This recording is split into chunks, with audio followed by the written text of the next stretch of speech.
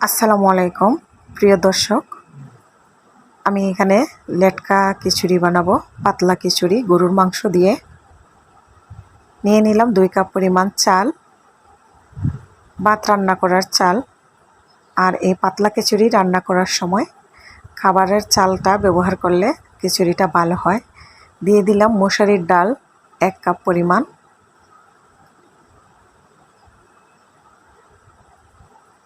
দিয়ে দিলাম মুগ ডাল 1 কাপ পরিমাণ। আমি এখানে চালের পরিমাণ নিয়েছি যেহেতু 2 কাপ, সেজন্য চাল থেকে অর্ধেক পরিমাণের ডাল দিতে হয়, তাই মোট 4 কাপ হয়েছে। 2 কাপ চাল এবং 2 কাপ 2 ধরনের ডাল। মুগ ডালটা আমি এখানে চুলার মধ্যে ভেজে নিচ্ছি। 2 থেকে 3 মিনিট এভাবে আমি টেলে নিব। মুগ ডালটা এভাবে টেলে নিলে ডালের ফ্লেভারটা ভালো আসে। দিয়ে দিচ্ছি এখানে আমি পানি। ডালটা আমি ধুয়ে নিচ্ছি, নিয়ে চালের আর ডালের মধ্যে আমি মিশিয়ে নিচ্ছি।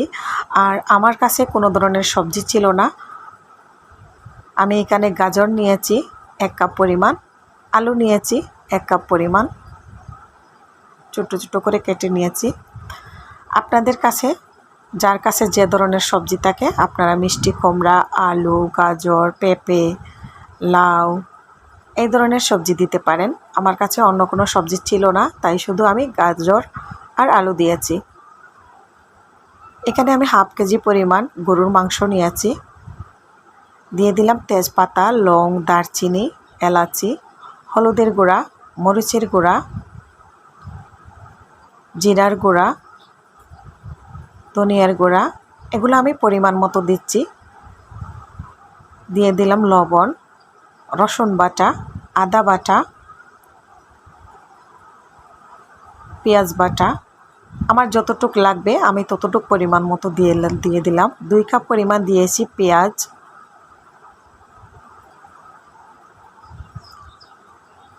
দিয়ে দিলাম পরিমাণ মতো তেল। এখন আমি ভালো করে মাংসের সাথে সবগুলো মশলা ভালো করে মিশিয়ে নিচ্ছি।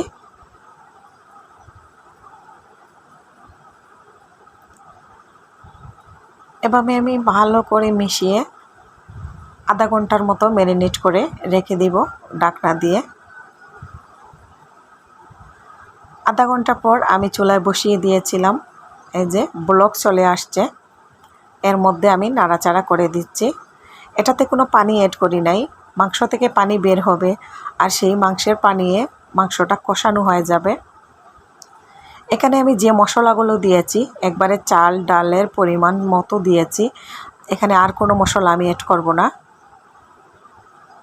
মাংসটা আমার কষানো হয়ে গিয়েছে, তেলটা আলাদা হয়ে গেছে দেখেন, আর মোটামুটি সেদ্ধও হয়ে গিয়েছে। যেহেতু এটা গরুর মাংস, মাংসটা আর আমি আলাদা করতেছি না, এটার মধ্যেই আমার ধুয়ে রাখা পানি দিয়ে ভিজিয়ে রাখা ছিল প্রায় আধা ঘন্টার মতো এই চাল ডাল, এটা আমি দিয়ে দিচ্ছি।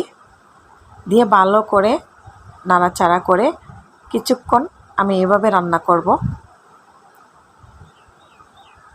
মাংসর সাথে চাল ডালগুলো সুন্দর করে কষিয়ে নিচ্ছি।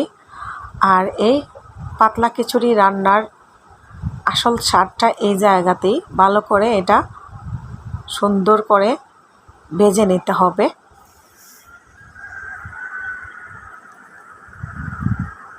মোটামুটি আমার এটা ভাজা হয়ে গিয়েছে, এটাতে পানি আর থাকে নাই। এখন আমি গরম পানি এখানে অ্যাড করব। আপনারা চাইলে ঠান্ডা পানিও দিতে পারেন। গরম পানি ছিল তাই আমি গরম পানি দিয়ে দিয়েছি।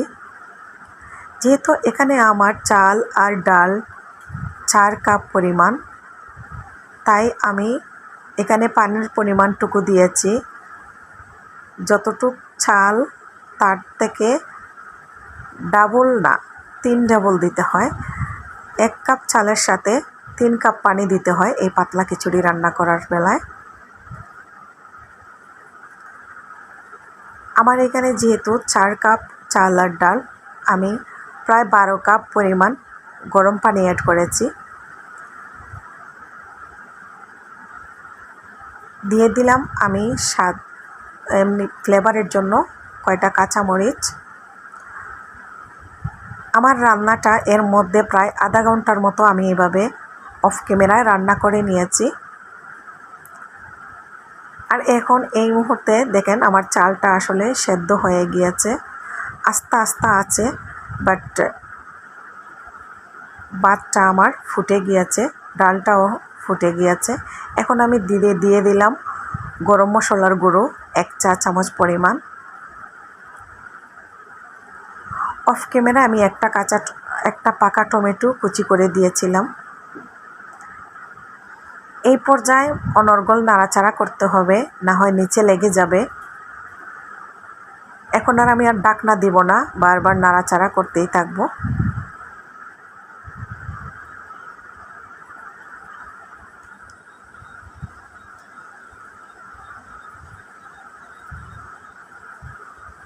আপনারা যে পানির পরিমাণটুকু দেখতেছেন, এতটুকুই আমার এখানে রান্নার মধ্যে রাখতে হবে, কারণ পাতলা খিচুড়ি কিছুক্ষণ পর এতটুকু পানি না থাকলে শক্ত হয়ে যাবে। যেহেতু এটা লেটকা খিচুড়ি, পাতলা খিচুড়ি, সেই জন্য এই অবস্থায় আমার এটা নামাই নিতে হবে। আমার রান্নাটা মোটামুটি হয়ে গিয়েছে। দিয়ে দিয়েছি আমি ধনিয়া পাতা।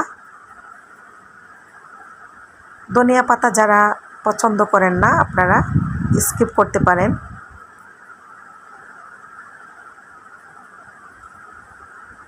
বারবার নাড়াচাড়া করে দিচ্ছি। দেখেন আমার ভাতটা ফুললি হয়ে গিয়েছে পুরোপুরি, মাংসটাও সেদ্ধ হয়েছে ভালো করে। এখন আমি নামাই ফেলবো। নামানোর আগে আগে ঘি দিয়ে দিচ্ছি। অবশ্যই এই পাতলা খিচুড়ি রান্না করার সময় ঘি দিতেই হবে। ঘি দেওয়ার কারণে এই খিচুড়ির স্বাদটা দ্বিগুণ বেড়ে যাবে। হয়ে গিয়েছে আমার পাতলা খিচুড়ি বা লেটকা খিচুড়ি। আমাদের সিলেটের অঞ্চলে এই খিচুড়িটা খুব বেশি চলে রমজান মাসে ইফতারিতে। আজকে আমিও তার থেকে ব্যতিক্রম নয়। আমার ইফতারিতে আমি এই লেটকা খিচুড়ি, পাতলা খিচুড়ি বা জাউ খিচুড়ি, আপনারা যে যেটাই বলেন সেটাই আমার ইফতারিতে আজকের মেনু। আমি পরিবেশন করে নিচ্ছি। দেখেন খুবই সুন্দর এবং ইয়াম্মি মজাদার হয়েছে আমার পাতলা খিচুড়ি, গরুর মাংসের পাতলা খিচুড়ি। আমার আজকের ভিডিওটি আপনাদের কাছে কেমন লেগেছে আপনারা কমেন্টের মাধ্যমে জানাবেন। আমি এখানে বিদায় নিয়ে নিব আপনাদের কাছ থেকে। আবার চলে আসব নতুন কোনো একটা ভিডিও নিয়ে। সেই পর্যন্ত আপনারা সবাই ভালো থাকুন, সুস্থ থাকুন, এই কামনা করি। আল্লাহ হাফেজ। আসসালামু আলাইকুম।